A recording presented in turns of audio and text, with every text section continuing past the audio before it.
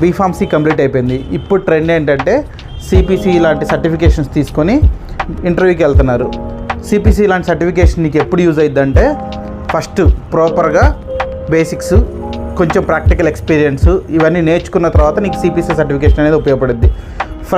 ఏం కాకుండా డైరెక్ట్గా నువ్వు సిపిసి సర్టిఫికేషన్ కోసం వెళ్ళావనుకో, నేను అడిగే బేసిక్ క్వశ్చన్స్కి నువ్వు ఆన్సర్ చెప్పలేకపోతే నీకు బేసిక్సే రాదు, సిపిసి దాకా ఎలా వెళ్ళావనే క్వశ్చన్ రైజ్ అవుతుంది.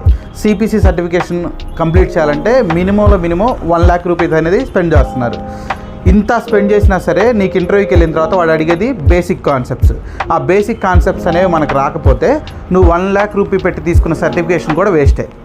అలాంటప్పుడు నీకు సర్టిఫికేషన్ తీసుకోకుండా ఫస్ట్ బేసిక్ నేర్చుకొని దాని తర్వాత కొంచెం ప్రాక్టికల్ ఎక్స్పీరియన్స్ వచ్చిన తర్వాత ఇలాంటి సర్టిఫికేషన్స్ చేస్తే ఏంటంటే నీకు యూజ్ అవుతుంది అనమాట. అలా కాకుండా ఫస్టే 1 lakh రూపీస్ స్పెండ్ చేసి అనవసరంగా అది నీకు ఫిట్ అయిద్దో ఫిట్ కాదో తెలియకుండా